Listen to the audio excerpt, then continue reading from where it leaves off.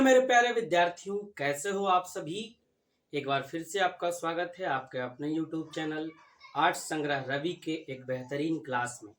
विद्यार्थियों, आज हम लोग पढ़ने वाले हैं क्लास 12 आपके हिंदी बुक के पहले अध्याय काव्यखंड के पहले अध्याय कड़वक, जिसका पहला पाठ हमने देख लिया, जिसमें पढ़ा था लेखक का परिचय और जाना था लेखक के बारे में। विद्यार्थियों, यदि आप भी बिहार बोर्ड और अन्य बोर्ड के हैं, हिंदी ग्रामर, इंग्लिश और इंग्लिश ग्रामर पढ़ना चाहते हैं तो हमारे चैनल से जरूर जुड़ जाएं। विद्यार्थियों, तो चलिए हम लोग क्लास 12 बिहार बोर्ड का जो बुक है उसका पद्य खंड का पहला अध्याय कड़वक, जिसके रचयिता मलिक मोहम्मद जायसी जी हैं, उसको पढ़ना शुरू करते हैं। विद्यार्थियों, क्लास फर्स्ट में यानी पहले पार्ट में हमने मलिक मोहम्मद जायसी के जीवन के बारे में पढ़ा था कि मलिक मोहम्मद जायसी का जन्म कब हुआ, मृत्यु कब हुआ, है ना, जन्म कहाँ हुआ, उनका पेशा क्या था, वो किन किन लेख को लिखे हैं, है ना, उनका संबंध कहाँ से था, उनका जन्म कहाँ हुआ, इन सारी चीजों को देखा था। और उससे ही आपके परीक्षा में ऑब्जेक्टिव क्वेश्चन आता है। आज हम लोग देखेंगे विद्यार्थियों उनकी कविताओं को, और उनकी कविता का जो कड़वक है, यहाँ 2 कड़वक लिया गया है, जो कि उनका जो किताब है पद्मावत, वहां से लिया गया है। तो ये पहला कड़वक है। पहला कड़वक में कहना क्या चाह रहा है, ध्यान दीजिएगा। कह रहा है, एक नैन कवि मोहम्मद गुनी, सोई बिमोहा जेई कवि सुनी। ठीक है, तो इस जो पंक्ति है, इंग्लिश के जैसे ही हिंदी जो लिखा हुआ है, इसका भी अपना क्या है, एक मीनिंग है थोड़ा, जो आपको समझ में नहीं आएगा। तो सबसे पहले मीनिंग देख लेते हैं क्या क्या है। एक नैन का मतलब होता है एक आंख, और गुनी का मतलब गुणशाली या गुणवान, सोई मतलब वही, विमोहा मतलब मोहित हो जाना, और जेई मतलब जिसने। तो कह रहा है क्या, ये जो पंक्ति है वो मलिक मोहम्मद जायसी द्वारा रचित पद्मावत से ली गई है। और यहाँ 2 कड़वक है। पहला कड़वक में कह रहा है क्या कि कवि मलिक मोहम्मद जायसी कहते हैं कि कवि जो हैं वो एक आंख के होते हुए भी गुणवान है। कह रहे हैं कवि क्या कि मेरा भाई एक ही आंख है ना, हम एक आंख से अंधे हैं, लेकिन एक आंख होते हुए भी हम क्या हैं, गुणवान है। क्यों गुणवान है, तो कह रहा, सोई विमोहा जेई कवि सुनी। सोई मतलब वही, विमोहा मतलब मोहित होना, जेई मतलब जो, कवि मतलब कवि को, सुनी मतलब सुनेगा। जो कवि को सुनेगा वही क्या होगा, मोहित हो जाएगा, उनकी ओर खींचा चला आएगा, है ना। तो ये था आपका पहला लाइन। दूसरा लाइन क्या कह रहा, चांद जैस जग विधि अवतारा, दीन ही कलंक कीन ही उजियारा। देखिए, दूसरे पंक्ति के माध्यम से मलिक मोहम्मद जायसी कहना चाहते हैं कि क्या, चांद जैस जग विधि अवतारा। चांद मतलब क्या होता है, चांद जो आप देखते हैं, जो चमकता है ना। आप गाना भी सुने होंगे, चांद जैसे मुखड़े पे बिंदिया सितारा, तो वही चांद है। ये कह रहा, चांद जैस, जैस मतलब जैसा, जैस जग विधि अवतारा।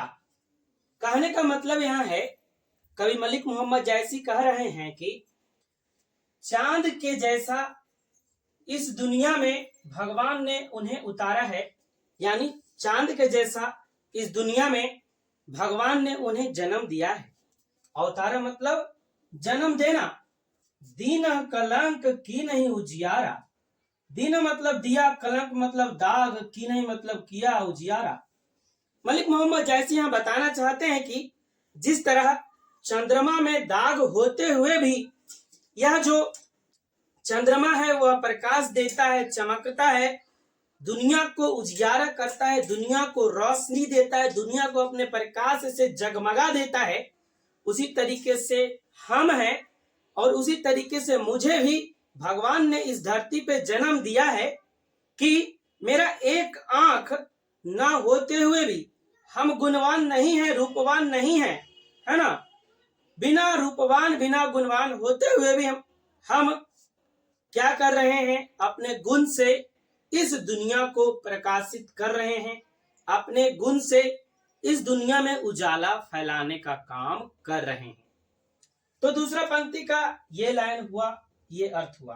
तीसरा पंक्ति क्या कह रहा, जग सूझा एक एक ही नैना उवा सूख अस नक्त नक्त माहा।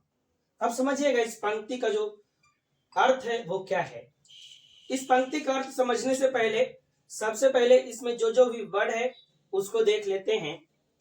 देखिए क्या कह रहा कि उवा है, एक वर्ड आया है, उवा मतलब उदित, सुख मतलब होता है शुक्र ग्रह या शुक्र तारा, नक्त नक्त तन महा मतलब क्या होता है, नक्षत्रों के मध्य। ठीक है, तो इस पंक्ति के माध्यम से क्या कह रहे हैं कवि, जग सूझा एक ही नैना। कवि कहने का अर्थ है कि हमको इस दुनिया जो है वो एक ही आंख से दिखाई देता है, क्योंकि हमारा जो एक आंख है वह क्या है, नहीं है। एक आंख से हम काने हैं, एक आंख से अंधे हैं, और हमको दुनिया जो है वो एक ही आंख से दिखाई देता है। आगे क्या कह रहे हैं, उवा सूक अस नक्तन माहा, जिस तरीके से नक्षत्रों के मध्य शुक्र तारा जो है वो काफी तेजी से चमकता है, उसी तरीके से हम हैं जो मेरा एक ही आंख है, एक आंख होते हुए भी हम अपने गुणों से क्या कर रहे हैं, इस दुनिया में चमक रहे हैं। आपको भी पता होगा कि बहुत सारे नक्षत्र के मध्य शुक्र एक ही तारा है जो क्या करता है, बहुत तेजी से चमकता है, और शुक्र को हम भोर का तारा और शाम का तारा भी कहते हैं। क्यों? क्योंकि शाम में सबसे पहले जो अगर तारा आपको दिखता है वह शुक्र तारा होता है, और सबसे सवेरे सुबह में भी सबसे बाद तक जो तारा दिखता है वो शुक्र तारा है। तो यहाँ शुक्र तारे से कवि जो है वो अपनी तुलना कर रहे हैं कि शुक्र तारा भी नक्षत्रों के मध्य एक ही है, उसी तरीके से हमारा आंख भी क्या है, एक ही है, और हमको एक ही आंख से इस दुनिया को, यह दुनिया दिखाई देती है। नेक्स्ट पंक्ति क्या कह रहा, नेक्स्ट पंक्ति कह रहा है, ज्यों लही आंबही दाव न होई, त्यों लही सुगंध बसई न सोई। अब समझिएगा इस पंक्ति में जो शब्द है उसका मतलब पहले क्या है। ज्यों लही मतलब जब तक, आंबही मतलब होता है आम, डाव मतलब होता है मंजरी। क्या मंजरी, मंजरी किसको कहते हैं, तो सर मंजरी लड़की का नाम नहीं बाबू, मंजरी आम में जो फूल निकलता है उसको हम मंजरी कहते हैं, है ना। क्या कहते हैं, मंजरी, या अपने भाषा में उसको मंजर भी कहते हैं। तो कह रहा क्या, ज्यों लही आंब ही डाव न होई, डाव मतलब मंजरी, न होई मतलब नहीं होगा।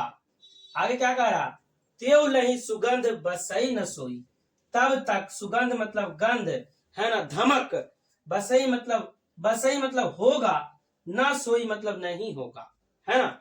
बोला है क्या कि जब तक आम के पेड़ में मंजरी नहीं होगा, मतलब जब तक आम का जो पेड़ है उसमें आम का फूल नहीं होगा, तो वह जो आम का पेड़ है वह धमकेगा नहीं। क्यों?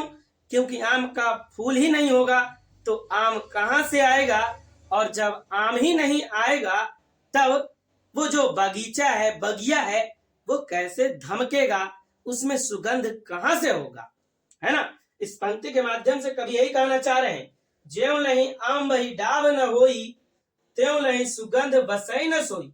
मतलब कि जब तक आम में आम का फूल नहीं होगा, जब तक आम में मंजरी नहीं होगा, मंजर नहीं होगा, तब तक उसमें सुगंध नहीं होगा, है ना। जिस तरीके से कोई भी व्यक्ति में रूपवान तो बहुत है लेकिन अंदर से गुण ही नहीं है, तो एक पल के लिए कोई व्यक्ति उसके प्रति अट्रैक्ट तो हो जाएगा, खींचा चला जाएगा, लेकिन उसमें गुण नहीं रहेगा तो उसको एक पल में ही छोड़ देगा, है ना।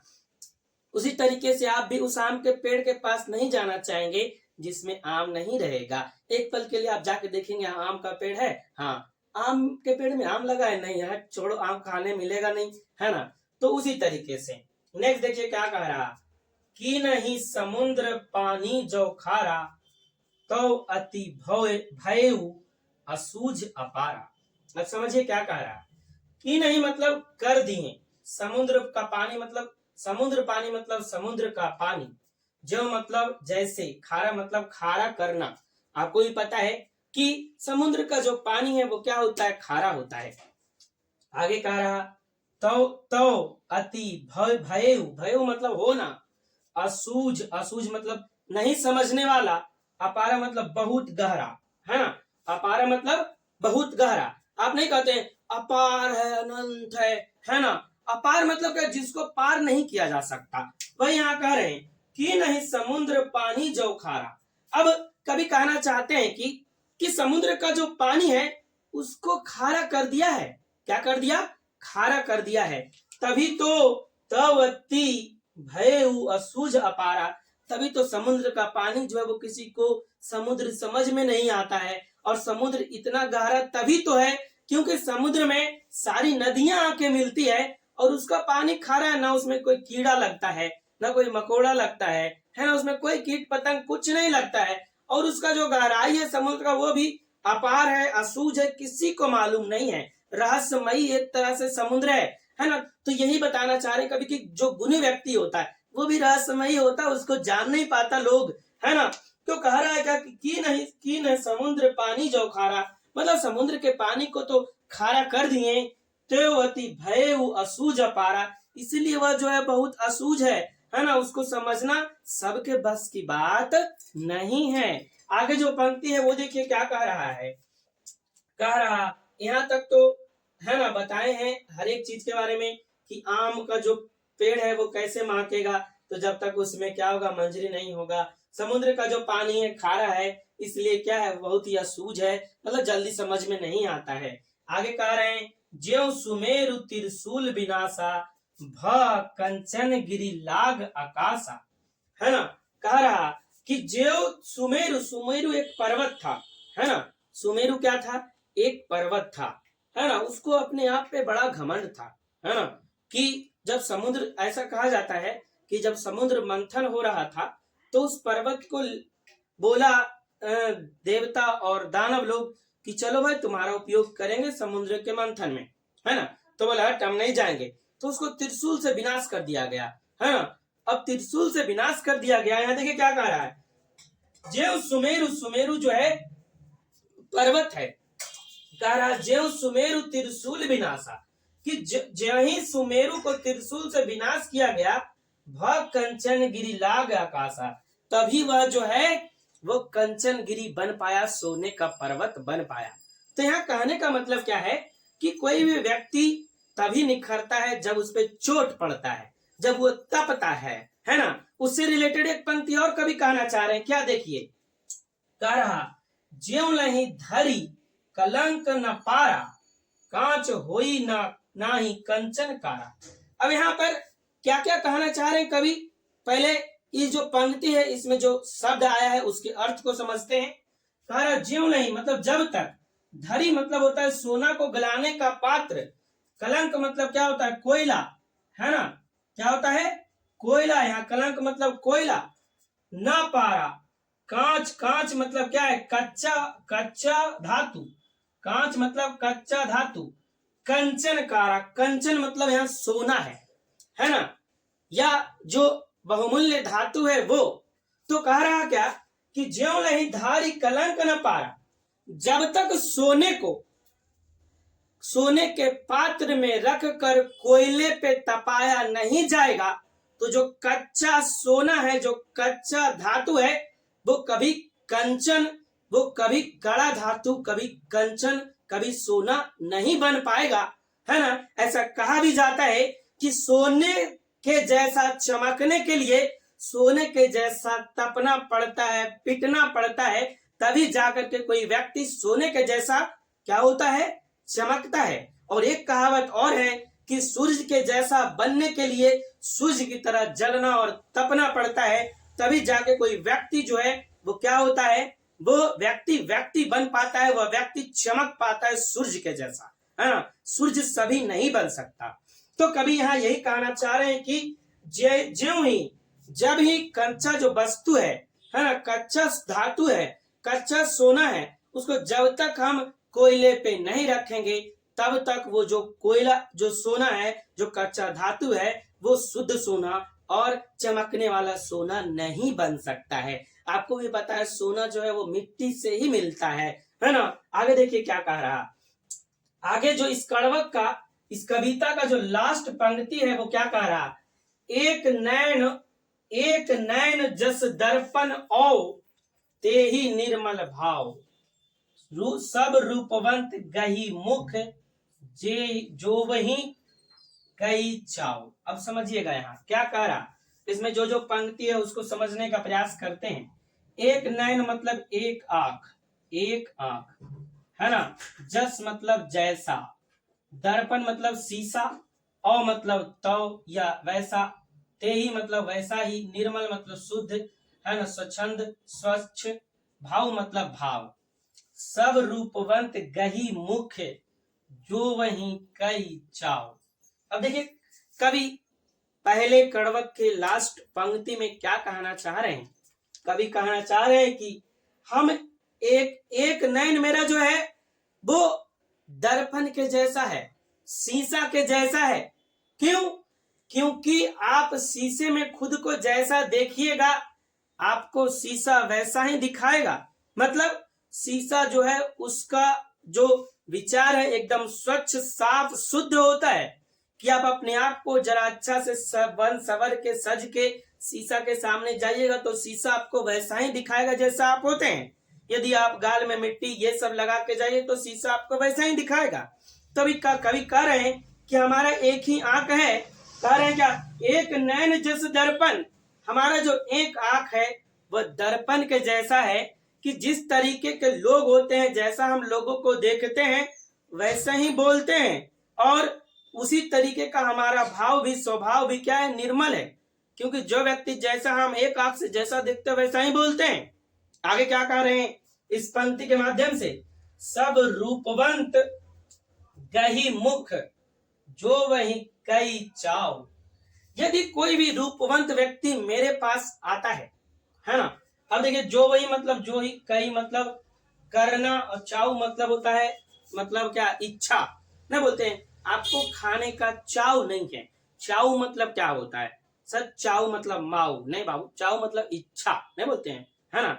तो कह रहा क्या कि कोई भी जो रूपवंत व्यक्ति है, जितना भी जो रूप से सुंदर व्यक्ति है ना, यदि मेरे पास आता है तो वो भी हमारा पैर पकड़ता है ना। यदि वो हमारे पास आता है तो वो भी हमारा पैर पकड़ता है। क्यों? क्योंकि हमारे पास रूप तो नहीं है लेकिन मेरे पास इतना गुण है कि जो रूपवान व्यक्ति है उसको भी यदि कुछ जानने का इच्छा होता है, कुछ जानने का चाव होता है, कुछ सीखने का उसके पास इच्छा होता है तो वो मेरे पास आता है। तो हम रूपहीन ही हैं लेकिन मेरे गुण के कारण क्या कर रहा है, वो हमारा पैर क्या कर रहा है, छूता है और हमारे चरण में गिर करके हमसे ज्ञान लेता है ना। तो ये पहले कड़वक जो है, इस पहले कड़वक के माध्यम से कवि अपने बारे में बताए हैं कि हम जो है भाई रूपहीन है, रूप हमारे पास नहीं है लेकिन गुणवान है, हमारे पास गुण है ना। और उसी गुण के कारण हमारे पास लोग आते हैं और अपने गुण की तुलना जो है वो कभी चांद से किए हैं, शुक्र तारे से किए हैं, आम के मंजरी से किए हैं, सुमेरु पर्वत से किए हैं, और जो है परिश्रम करने का प्रेरणा आपको सोने से दिए हैं। और लास्ट पंक्ति में निर्मल के जैसा मतलब दर्पण के जैसा अपने भाव को बताए हैं, है ना। तो इस तरीके से पहले कड़वक जो है वो आपका समाप्त हुआ, है ना। तो जो आपका दूसरा कड़वक है वो दूसरे क्लास में लेंगे। आपका जो है क्लास वो डेली आता रहेगा, एक दिन छोड़ के भी एक दिन आए तो कोई दिक्कत नहीं है ना। आपका सिलेबस सिर्फ कंप्लीट होना चाहिए। ठीक है विद्यार्थियों, आई होप आपको ये क्लास अच्छा लगा होगा, ये वीडियो अच्छा लगा होगा। अच्छा लगा तो लाइक कीजिए, और यहाँ तक आप पहुंच गए हैं तो चैनल को सब्सक्राइब करके जाइएगा और अपने दोस्तों के पास शेयर जरूर कीजिएगा। मिलते हैं आपसे अगले कड़वक वाले वीडियो में, मतलब इसका दूसरा पंक्ति भी बाकी है उसमें। तब तक के लिए जय हिंद, वंदे मातरम। आप लोग खुश रहें, तंदुरुस्त रहें, मस्त रहें और मन से पढ़ें। हम मन से पढ़ाने के लिए तैयार हैं। ठीक है विद्यार्थियों, बाय बाय।